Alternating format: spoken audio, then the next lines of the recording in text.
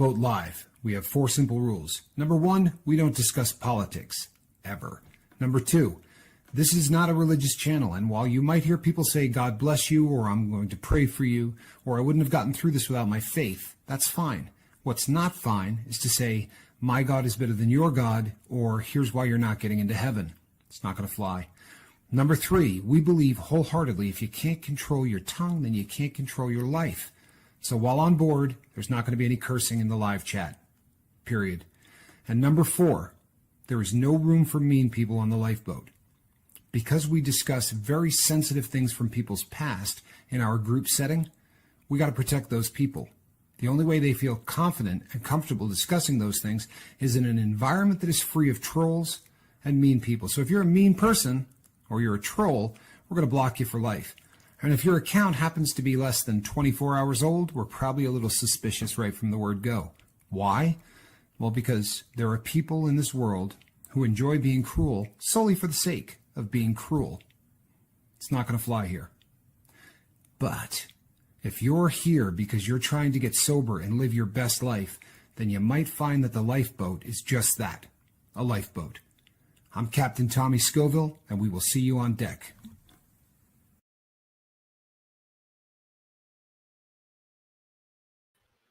Good morning, everybody. Sorry.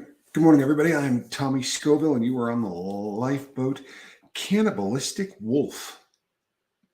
I'm going to tell you something. That's a hell of a YouTube name. I don't know that I've seen that.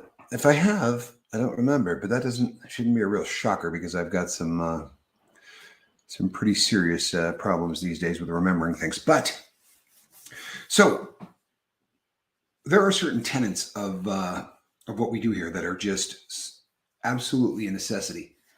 If you're going to get sober, and I don't honestly care if you use the method that we use here, or if you use 12 steps, or you use white knuckling until you get it under control, or whatever, however you decide to go down the road. You're not going to get to the finish line in sobriety, in my humble opinion, if you don't begin to start. There we go. I saw him as Adam. You're not going to get to the finish line if you don't figure out who you are. If you don't peel back the onion and find out what is causing you to want to get high or loaded or drunk or whatever the hell you do. You would think it's obvious, and you say, well, I like getting high. You know what I mean? It took away stress. You know, all of those things are true, but I have found across the board that people use for reasons that very often they don't even know. And I did. It took me, about a nickel. It took about 5 years for me to figure out that what exactly I was doing, what I was trying to kill, what memory from my past was difficult to the point where, this time of year, these allergies are just awful. But journaling is going to be the most important part of your journey. I wholeheartedly believe that. I believe it 100%. If I didn't do it, I would not be here right now. I promise you. What has kept me sober and has enabled me to do what I've done since quitting the substances has been journaling, both day and night. This has been an absolute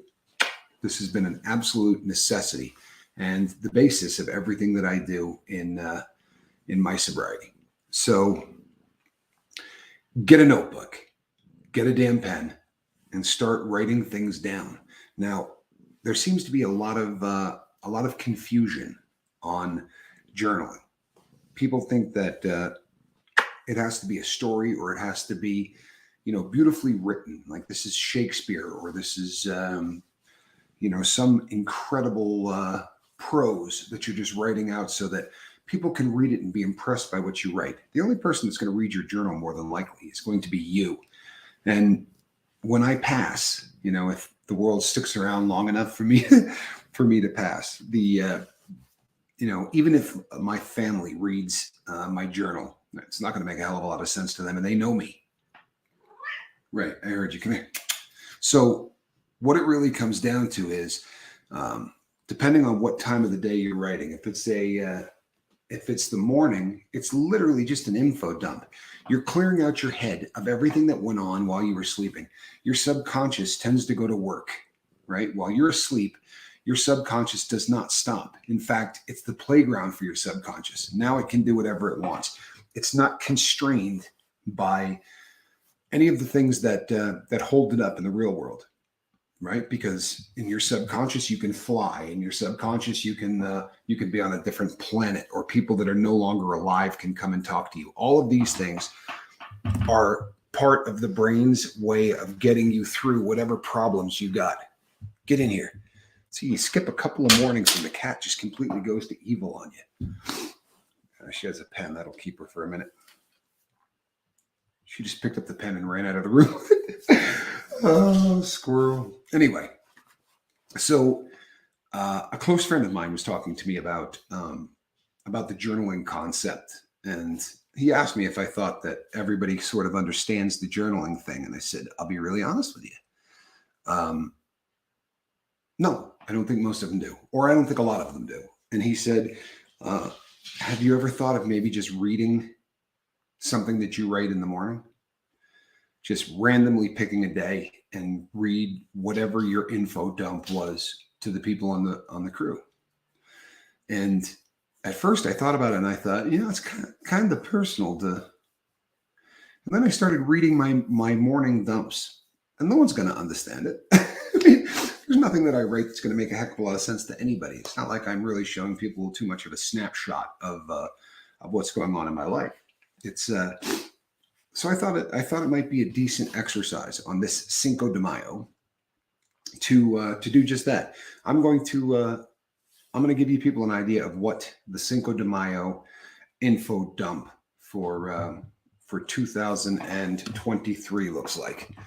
That is, if I can keep the cat from destroying the entire set while I try to do this. Boy, is she on. Get in here. Get in here. Come here. Get in here. Not going to happen. Okay.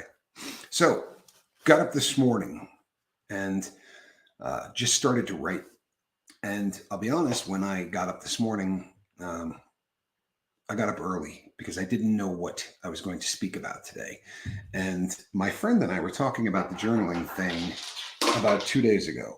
And he left me an email that was in my inbox this morning. And the title of the email was journaling with the slash. And then it said journey. And I thought, you know what? This is probably a decent day for this. So this is what I wrote this morning. I wrote, come on, Bill, buy it. Buy it for your baby. Good Lord, way too much to do today. We'll be literally insane. I'm busy, busy, busy. No stress. This Cinco de Mayo will be so much different than anyone before it. But it does bring memories. Houston, Walt, Sydney, Australia. Explaining to everyone how it made no sense. 8 Cincos clean. Look at me now. Not looking back. Don't be a dumbass. No rear view mirrors. Don't preach it, live it. So many wasted fifths. The needle and the damage done. Lenny Ray. Chester. With that arm. Good Lord, the rot. So cold I can see my breath. So little time. So little time. A little space, a little time. With neither. Good Lord, the irony. Seal and M, an entire army full of people that make no sense and have no sense. Nothing in common, yet everything in common. Exactly the same. Now, just support. Support in a way I've never felt. The need, this could be, no one can even hype. One more chapter. Probably less than one. Not today. Not this Cinco. Captain Tommy. Holy shit. My first tattoo on a Cinco de Mayo. What is it, 39 years? The irony. A Cinco de Mayo tattoo. A shamrock. My good luck clover. Boy, it brought a hell of a lot of good luck, didn't it? Don't look in the rearview mirror, asshole. Look in the front. Big glass, big glass, big glass. Try not to kill a squirrel. Annoying feline. Damn annoying feline. Less than 20 minutes. All right, up and at 'em. Time for the boat. Time to hang out with a group of people I love but have never met. You couldn't have sold me this line of crap 10 years ago. There's no way you could have made me believe any of this. Happy Cinco de Mayo. Rocco, Brett, Tommy. What a world. That's the info dump. Doesn't make a lot of sense, does it? The insane thing is, I wrote this about an hour ago, right? Maybe a little bit more than an hour ago. And reading it now, what goes through my head has absolutely nothing to do with what I just wrote down. For real. That disjointed, group of images and phrases and all of that literally writes an entire 4 pages of something that makes perfect sense inside my dome. And it's not anything that was happening while I'm awake. It was everything that was happening while I'm asleep. So as I start this day, all of that crap, right? Page and a half of just disjointed, bizarre ramblings. That's not in my dome. So as I go out today to do the work of the boat, the work of the Lord, my work, the things that need to get done, as I go and start that for the day. V, good to see you. I don't have to deal with any of that stuff going like this in the back of my dome. Make no mistake, people. Unresolved thoughts that you do not get out of your dome will just play with you all day long. And, it's not that, so I wrote in there Chester, right? Chester's dead. Lenny's dead. These are people that I did dope with who have overdosed.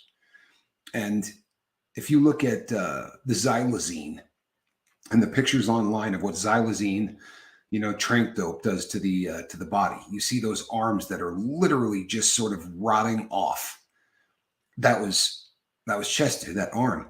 Okay, I have not thought of that, and I don't know how long, and I have no idea why I thought of it when I was writing it down.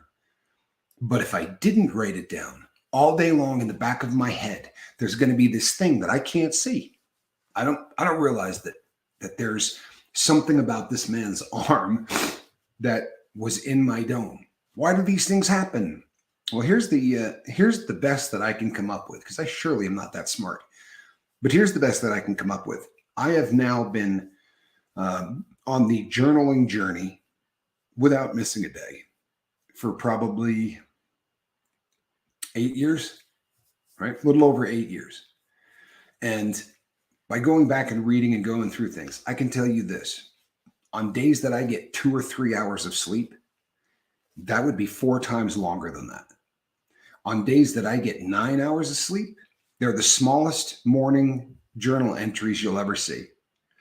I'm of the firm belief that we've got a lot of work to do while we sleep, right? You go to bed and your subconscious goes to work. And it goes to work. It tries to figure out and smooth all of the rough edges in your life that you can't seem to deal with while you're awake. And the way it does it is bizarre, right? You have a dream where you're still in prison, except the prison is actually a nightclub that you used to go to in Houston, Texas 12 years earlier. There's just bars on the door. And the bartender is dressed like a cop. Just things that don't make any sense whatsoever.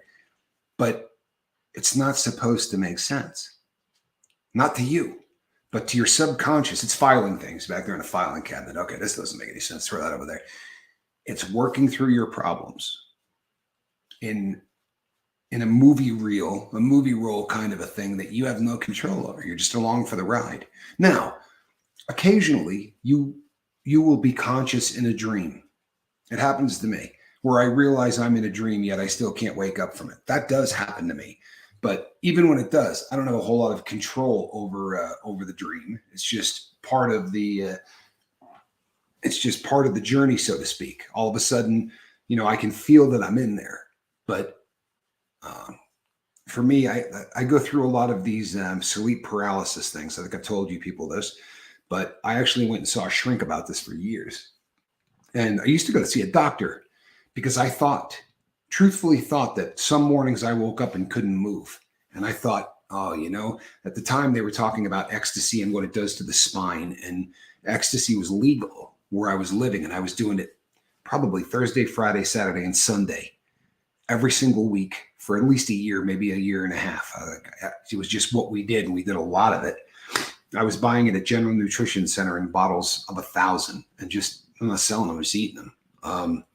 But I got to a point where I truly truly believed that my back was jacked up. I could not move when I first woke up, and it was terrifying. And I went to see a doctor, and the first doctor was just an idiot. Started, doing all of these tests and everything else. He said, I really don't know, what this could be. And I just sort of panicked for a little while, and we moved, and I went and sought out another doctor, and the doctor said to me, "You don't wake up unable to move." I said, "The hell I don't. I've been doing it for years." He said, "You're still asleep." I thought he was insane. I said, "No, I'm not. I know I'm awake." He said, "No, you're not. You're having a dream that you're awake, but you are not awake." He said, "And the next time it happens, I want you to think, I'm not paralyzed. I'm sleeping." And sure as hell, I woke up. Trouble is, over a long period of time, my brain kind of got used to that. And now, if I have an episode of sleep paralysis, I'll know I'm asleep. That's not an issue. I just cannot wake myself up. And it's one of the most frustrating things in the world. However, this, right, journaling and writing stuff down, it does more than make your day smooth. It makes your night smooth. When you're sound asleep and you're working through things, if your subconscious is well aware of the fact that what it doesn't finish, you're going to on a piece of paper, I swear to God, your dreams change. I swear to you, they become more succinct. When I get up in the morning and I write all of that stuff down, and then I come downstairs and I get a cup of coffee and I do what I do, normally I'll finish the lifeboat. Depending on the day, I come back in after watching the sunrise or whatever I do. I go upstairs, I take a nap, try to get a few hours in before I start the day. And then I read what I wrote. And I start going through every dream I had the night before. They come back to me like that. The dump that you put onto that piece of paper, regardless of what you write, when you read it later, you'll go, "Oh my God, I remember that dream." Right? That wasn't even in Nevada.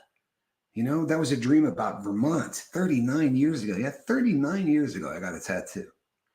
How about that? Holy crap, am I old, right? Pretty sure it's 39.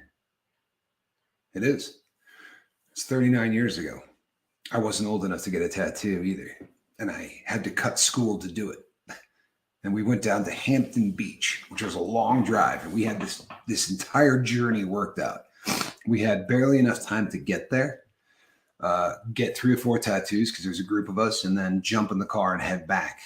And, everybody's putting tattoos in places like, here or, on their butt or wherever they put it so that their parents wouldn't see it, because we lived in a white bread stuffy part of the world, and your parents would kill you for a tattoo at that point. Like you'd wind up dead.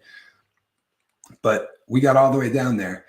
And the guy said, "All right, which one of you's first?" And I said, "I am." And he says to me, "You got any ID?" And I'm like, "I didn't bring ID." And he's like, "Well, you got to prove that you're 18. And I went, "I'm 18. And he goes, "You got another $20 bill?" I said, "I do." He goes, "Yeah, you do look 18. Honestly, that's how that went down.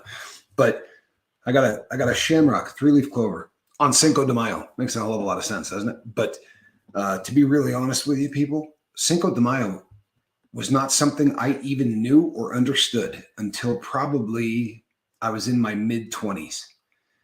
The part of the world I grew up in, there was no internet. The world was not shrunk down into something where we share every culture and everybody knows what everything is. There was nothing like that back then. I remember I moved to Houston, Texas, and Cinco de Mayo came rolling around, and holy hell. I mean, it was a party like 4th of July or like Christmas, huge. Fireworks, the whole deal. But prior to that, yeah, the Cinco de Mayo thing didn't mean a whole lot to me. But my brain was thinking about it, because half of that info dump that was about Cinco de Mayo's.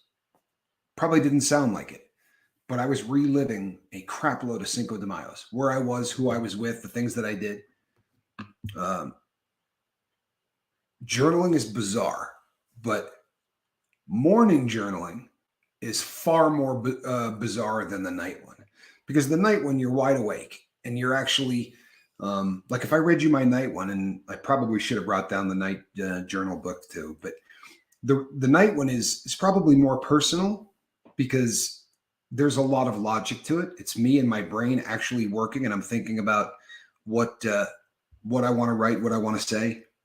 Very often it's a matter of reliving my day, but sprinkled in there are goals and things that I want to do.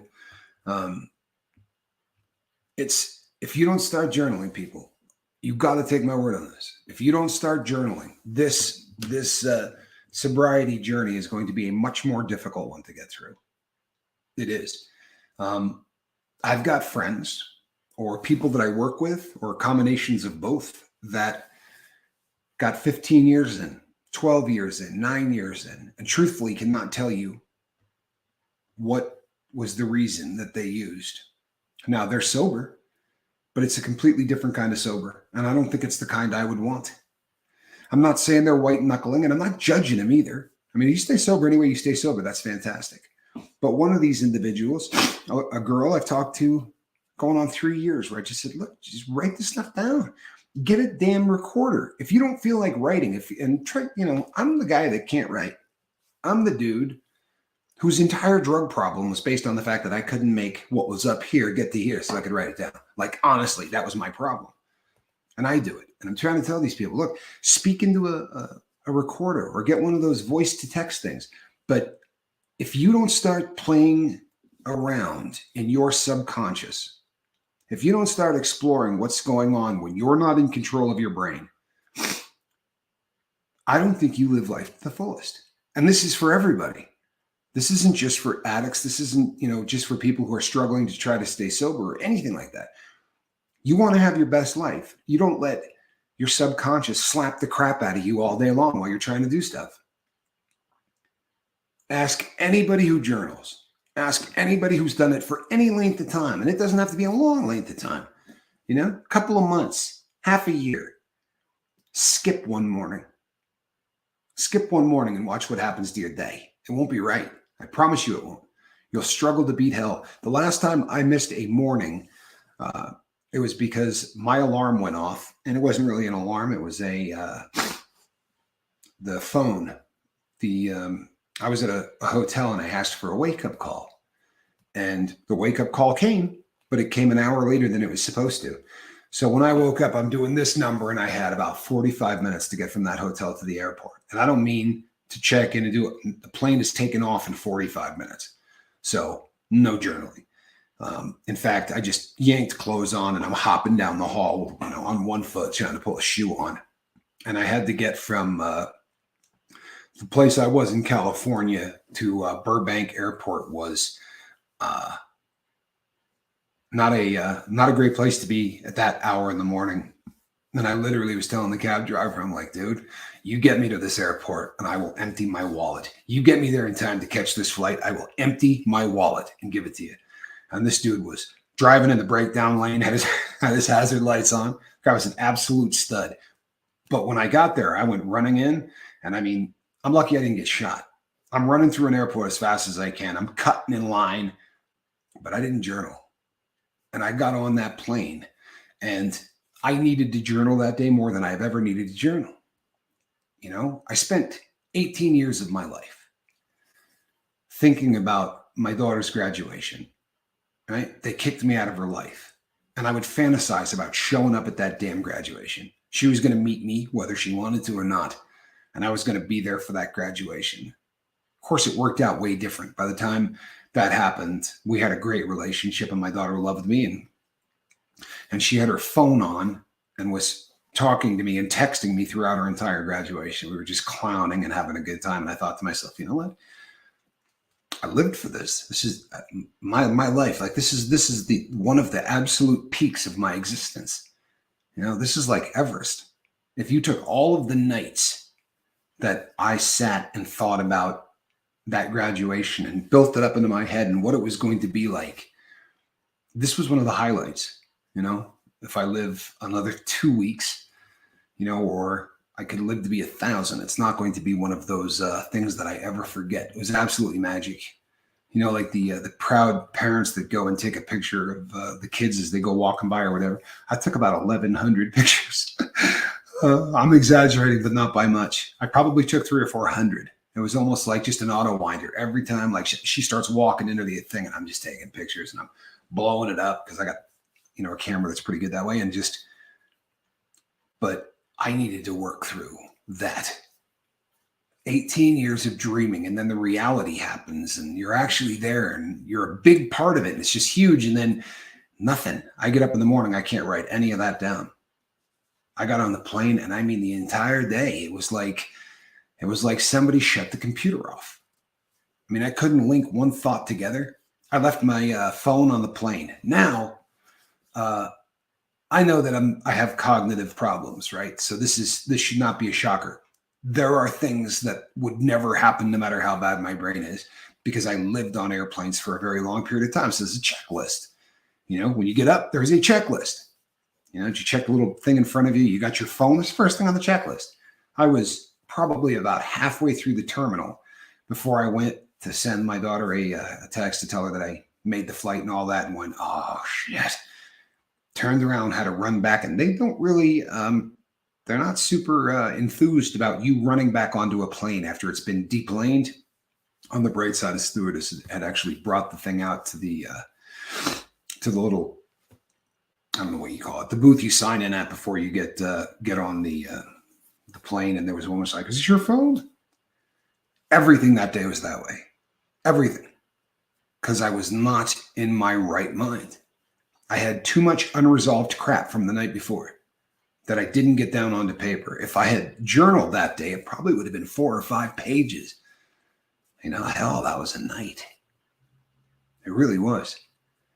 And it was one of those epic things in the journey of my sobriety, because I, as an addict, like all of you, whether you realize it or not, we like the status quo.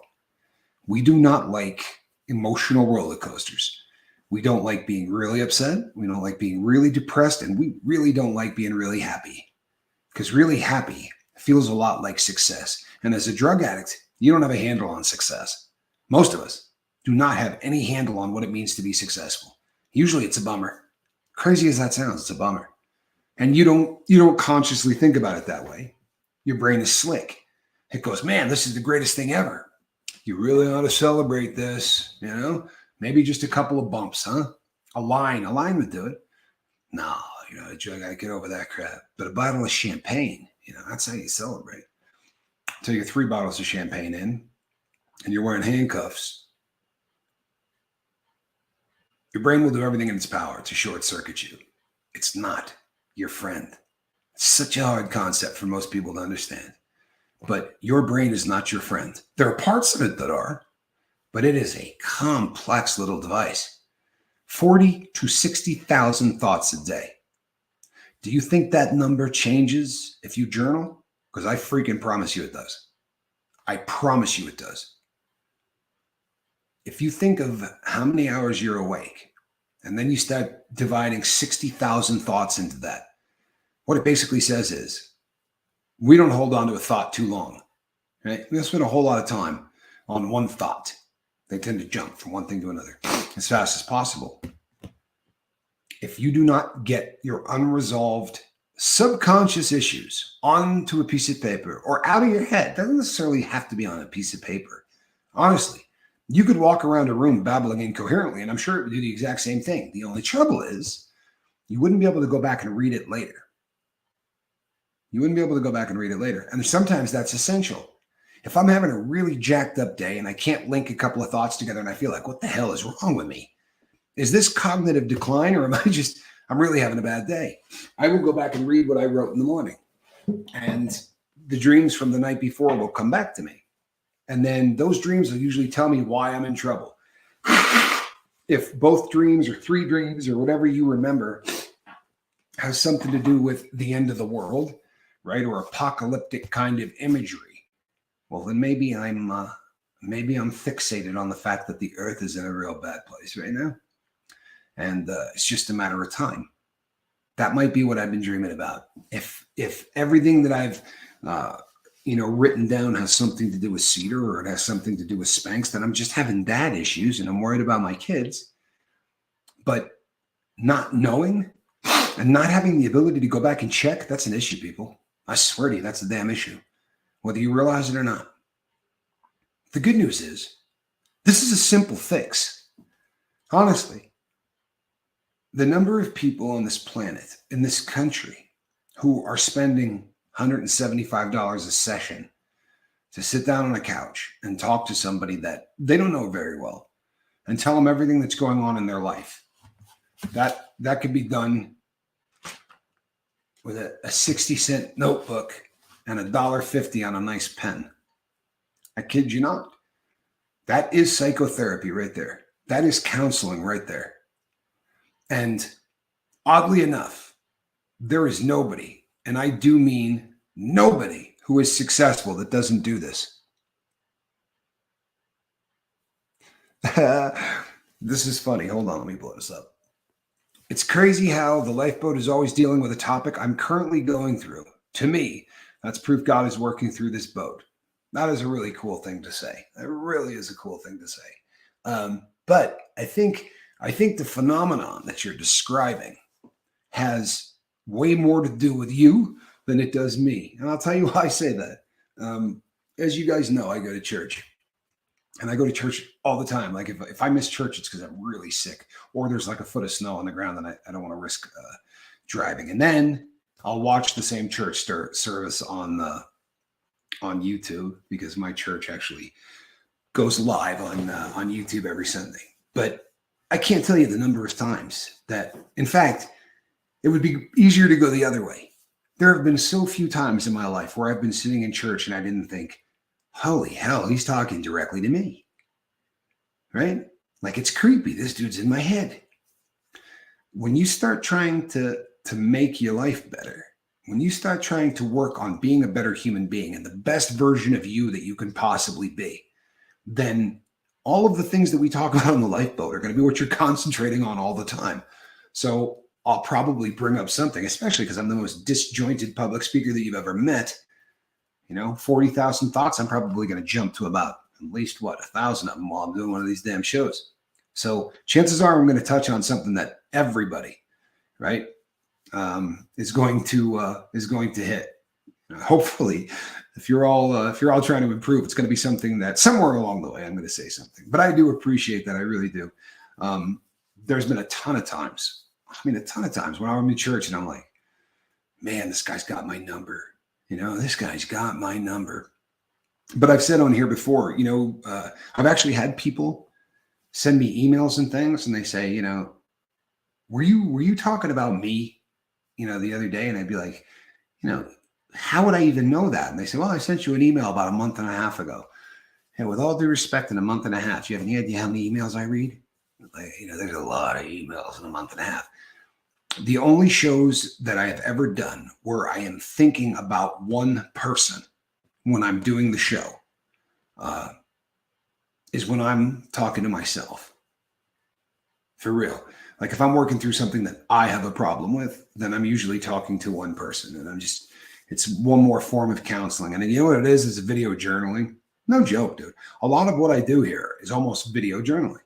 And you've seen those shows where I come on and I'm just sort of, going off about being stressed or whatever. And they probably don't make a ton of sense, compared to some of them where I seem to maybe have a mission, and my head seems to be in some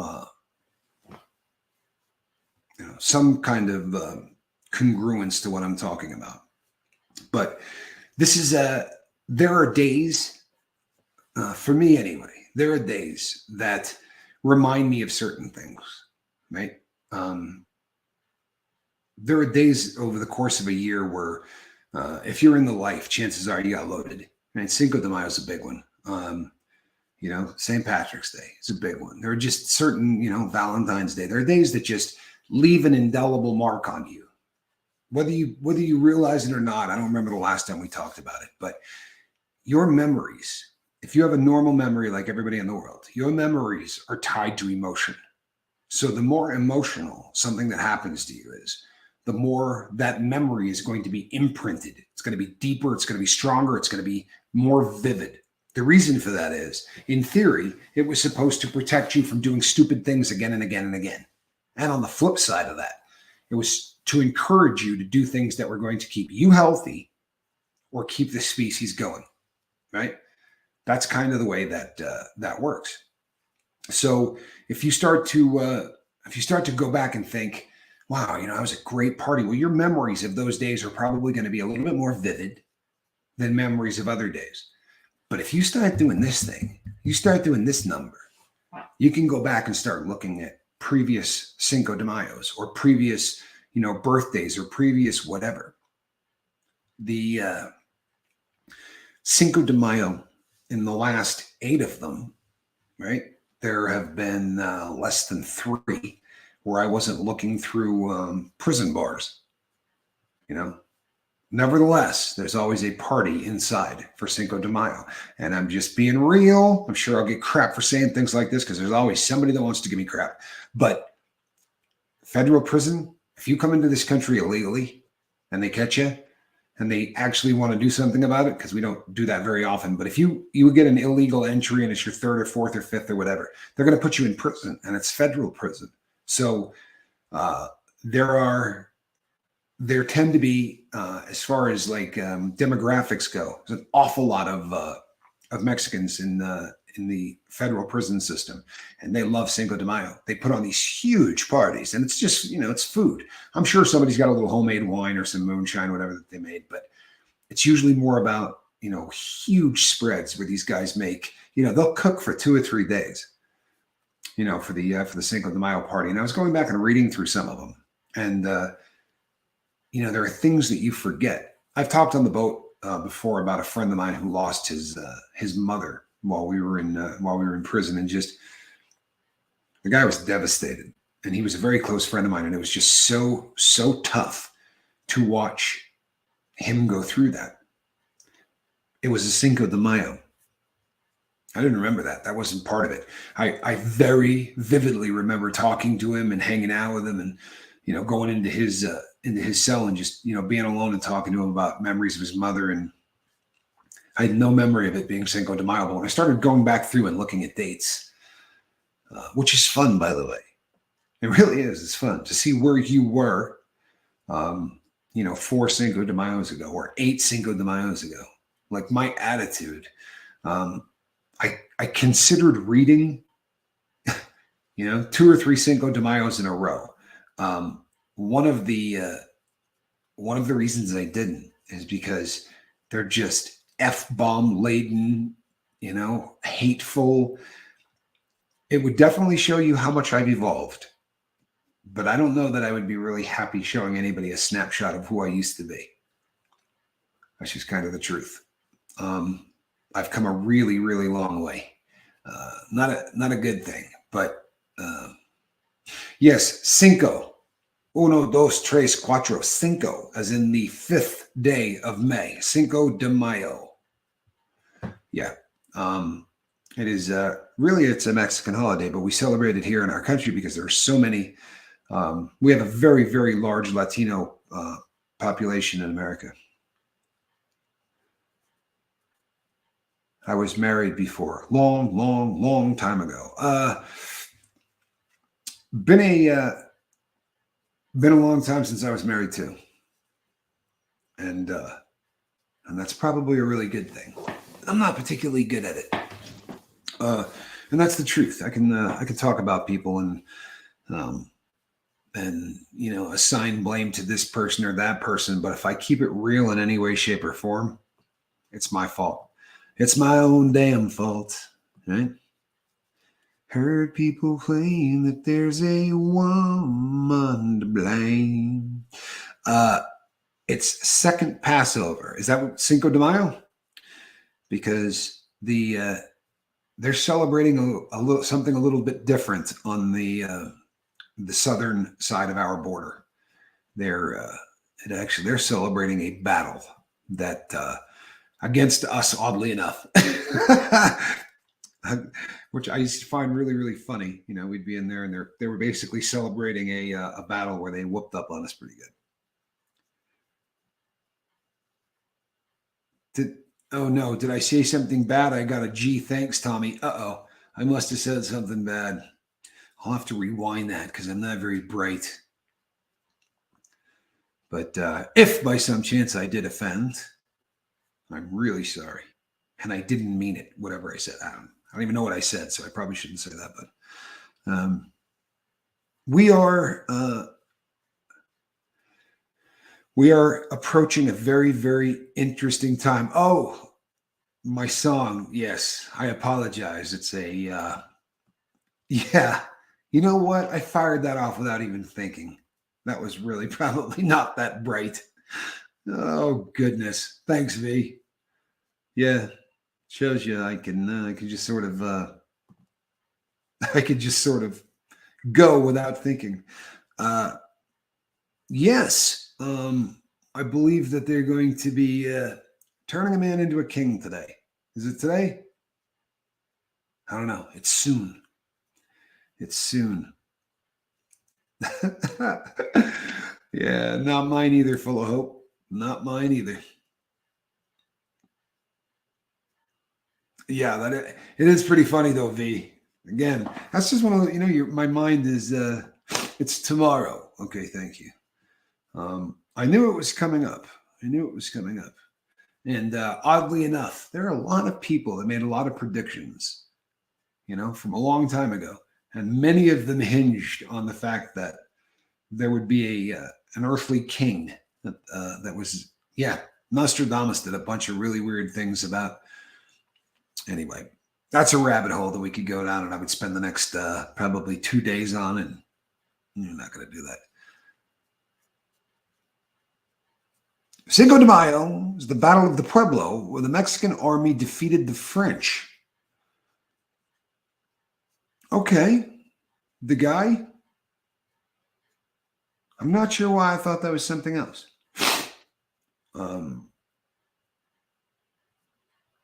Yeah, I thought, but you know something, man. The brain isn't what it used to be, man. It really isn't what it used to be.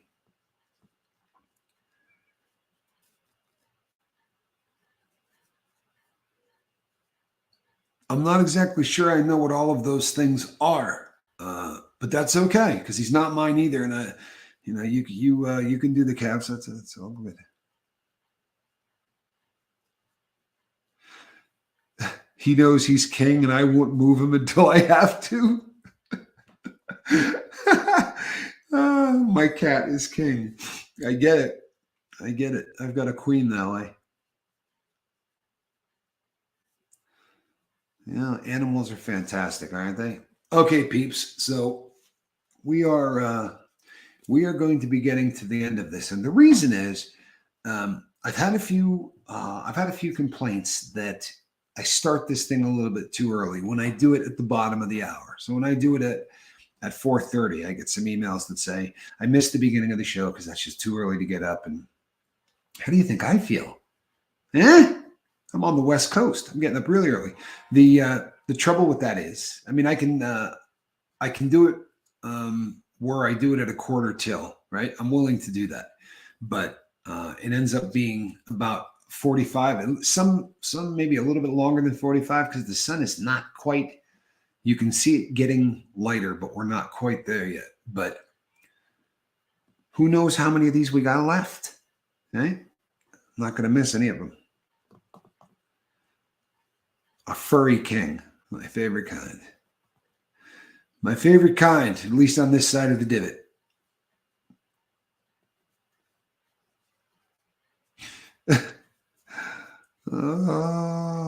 Leave a comment after the show, says Charlie Murphy. And that's a cat that leads by example. Honestly, there are 830, something like that, 830 videos. I would be willing to go out on a limb and say that in those 800 and whatever videos that Charlie Mullins has probably left 24 or 2,500 comments, maybe more, but guaranteed over 2,000.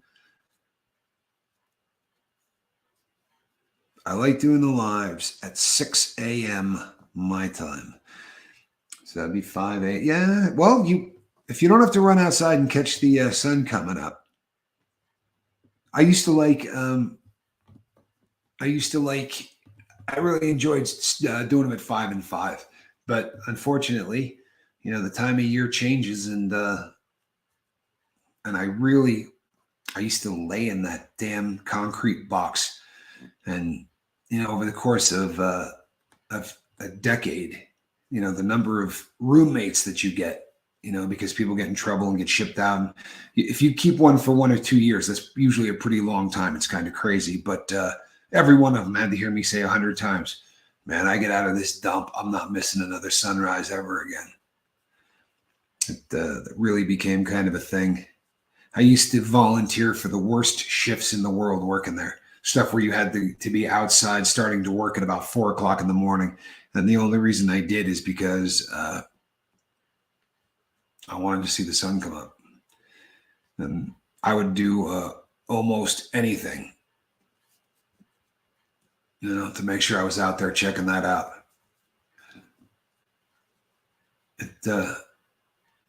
It's just something about the sun coming up that sort of clears away all the BS from the day before and gives you hope that the day coming is going to be a new creation, and you can be too. I don't know. It's been working for me for about 8 years. Dennis N., good to see you, my friend. Going to be shooting you an email, Dennis N. You should be getting it probably about noon California time. It's got some stuff I need to talk to you about. So be on the lookout for that, Dennis. Appreciate you, bud. And on that note, the sun, she is dangerously close to coming over the top of that ridge. So made about 50 minutes. That's not too shabby. All right, peeps. Happy Cinco de Mayo.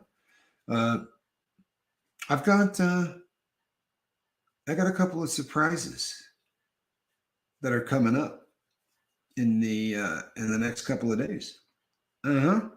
Seriously, I got some lifeboat surprises coming up that I think, scratch that I know are going to blow you away. Got some really, really interesting stuff coming up.